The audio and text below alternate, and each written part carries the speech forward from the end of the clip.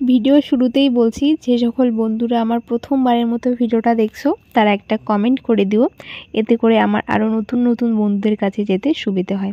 Good morning তোমাদের সবাইকে, কেমন আছো তোমরা? আশা করছি সবাই অনেক ভালো আছো, আমি অনেক ভালো আছি।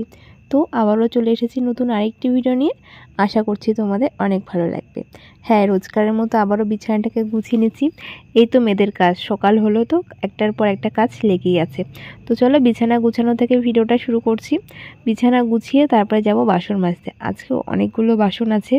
আর বেশ কিছুদিন থেকে বৃষ্টি হচ্ছিল। কালকে রাতে এতটা জোরে জোরে বৃষ্টি হয়েছে কি বলবো, মানে টিনের ঘর যেহেতু, তো বৃষ্টিটা হলে কিন্তু খুব ভালো অনুভব করতে পারি যে কতটা জোরে হচ্ছে, আস্তে হচ্ছে, একটু বোঝা যায়, সেটাই আর কি। তো ঘুম থেকে উঠে পড়েছি অনেকটা সকালবেলা ঘুম থেকে উঠে বাসি কাজ বলতে সেরকম কিছু নেই আমার, বাসন মাজা আর এই বিছানা তোলা এতটুকুই আছে। আর রান্নাঘর তো মাই রান্নাবান্না করে, রান্নাবান্না করার পর যে একটু এলোমেলো হয়ে থাকে সেগুলো গুছিয়ে নিই। তো আমার বিছানা ঝাড়া কমপ্লিট। আর আমি বিছানাটাকে একটুখানি, যেহেতু ডবল বেডশিট দেওয়া থাকে, তো বিছানাটাকে একটু টানটুন করে নিই চাদরটা। আর চাদরটাকে তুলি না, তুলে একটুখানি ঝেড়ে ঝুড়ে পাততে না। হ্যাঁ, যখন অনেক দিন হয়ে যায় তখন ঝেড়ে ঝুড়ে পেতে রাখি, তবে রোজ রোজ আর এই কাজটা করতে হয় না। এই কাজটা থেকে একটু হলেও বেঁচেছি।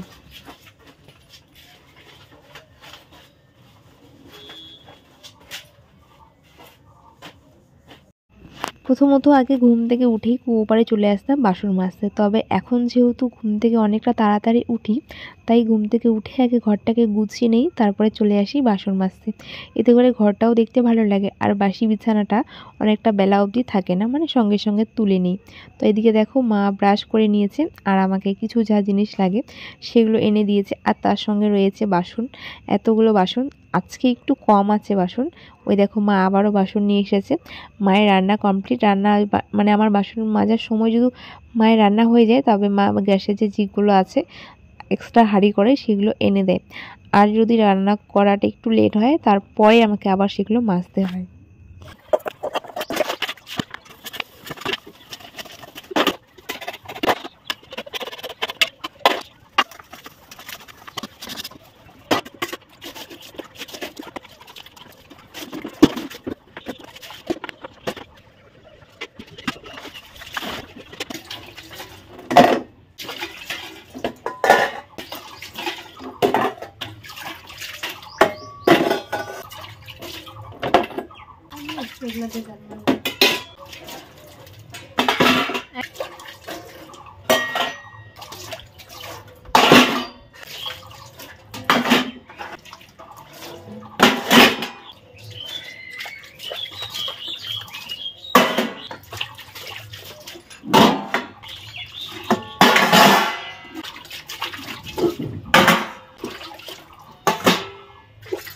বাসি বাসন মেজে খাওয়া দাওয়া কমপ্লিট করে এখন গ্যাসটা মুছে নিচ্ছি। গ্যাসটা মুছে রান্নাঘরটাও মুছে বের করে নেব।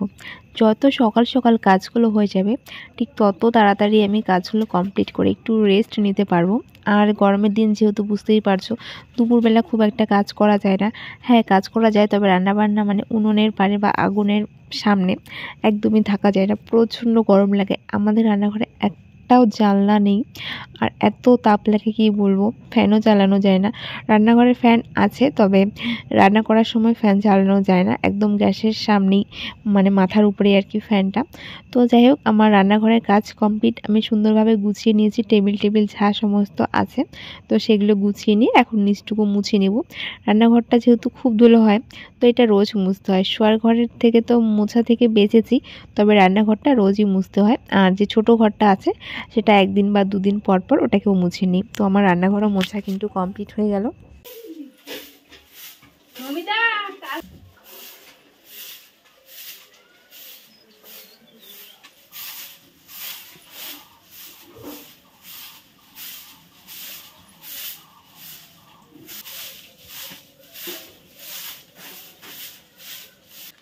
এই একটা কাজ, বৃষ্টি হয় যখন তখন দিতে হয়, আর যখন বৃষ্টি কমে যায় তখন আবার তুলে রাখতে হয়। কালকে বৃষ্টি হয়েছে কি পরিমাণে, দেখো যে ঘরের ধারগুলো আছে সেগুলোতে বৃষ্টি পড়ে পড়ে যে একটা কালার থাকে না, সেটা উঠে পুরো ডিসকালার হয়েছিল। তো যাই হোক, আজকে আর মুছবো না, আকাশের ওয়েদার খুব খারাপ, আবারও বৃষ্টি আসবে। তাই আমি ভেবেই রেখেছি যে আজকে মুছবো না, আজকে এভাবেই থাকবে। রান্নাঘরের টুকু বের করে মুছে নিয়েছি, সামনের টুকু। আর এগুলো প্লাস্টিকটা, ওই সামনের প্লাস্টিকটা এভাবেই রাখছি, সেটা আর তুলছি না। কেন কি আজকে রোদ্রু উঠেনি আর ঝিরিঝিরি বৃষ্টি হচ্ছিলো মাঝে মাঝে, তো ভাবলাম যদি আবারও বৃষ্টি আসে তাই আর সেটা মুছিনি, এইভাবে রেখে দিয়েছি। কিন্তু উঠোনটা একটুখানি ঝাড় দিয়ে নিচ্ছি।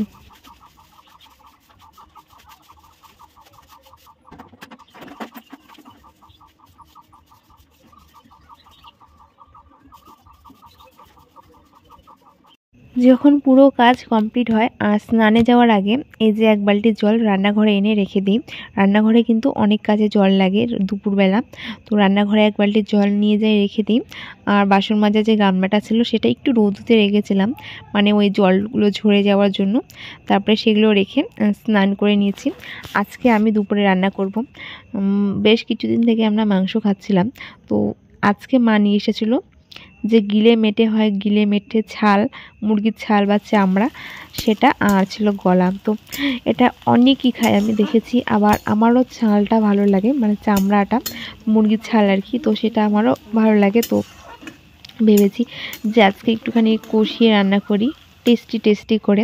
মাংস তো অনেকেই খাই বা আমরাও অনেক খাই, তবে আজকে এরকমটা বানাই। এর আগে আমি অনেকবার বানিয়েছি, ভালো লেগেছে বলেই আবারও দেখো বানাচ্ছি।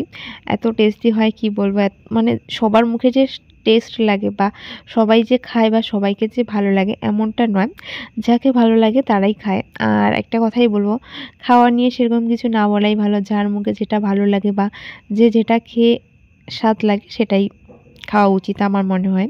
তো আমার যেটা ভালো লাগে সেটা যে সবার ভালো লাগবে এরকমটাও নয়, সবার যে যেটা ভালো লাগে সেটা যে আমাকে ভালো লাগতেই হবে তারও কিন্তু কোনো ব্যাপার না।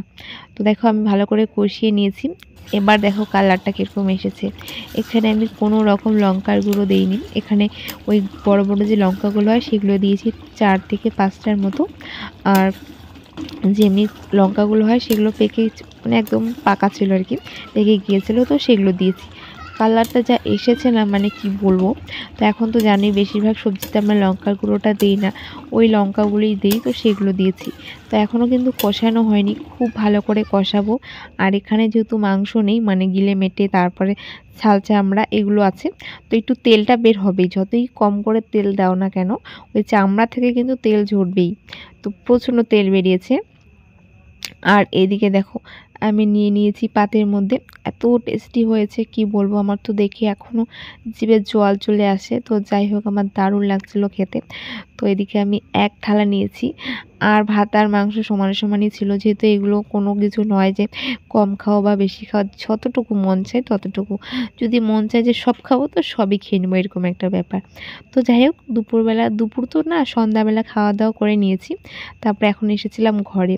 তোমরা জানোই যে বিড়াল কতটা পরিমাণে অত্যাচার করে। তো ওরা না নরম জায়গায় শুতে মনে হয় আমার, হ্যাঁ এটা ঠিক যে ওরা নরম জায়গায় খুব ভালো ঘুমায়, আর ওদের নরম জায়গাটা খুব সুন্দর পছন্দ আর কি। তো এখানে আমি শাড়িগুলো রাখি, ও এই শাড়ির উপরে উঠেছিল, আর মাঝখানে কিছু ছিল, তো সমস্ত কিছু পড়ে যায়, আর তার সঙ্গে বিল্লিটাও পড়ে যায়। তারপরে সেগুলোকে আমি ভালো মতো করে তুলে একটুখানি গুছিয়ে নিয়েছিলাম।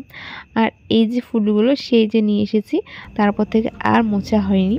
আর যেহেতু লাইটের সামনে থাকে একদম উপরে, মাকড়সার জালও খুব হয় আর ধুলোটাও কিন্তু খুব হয়, তো সেটাকে একটুখানি মুছে নিয়েছি।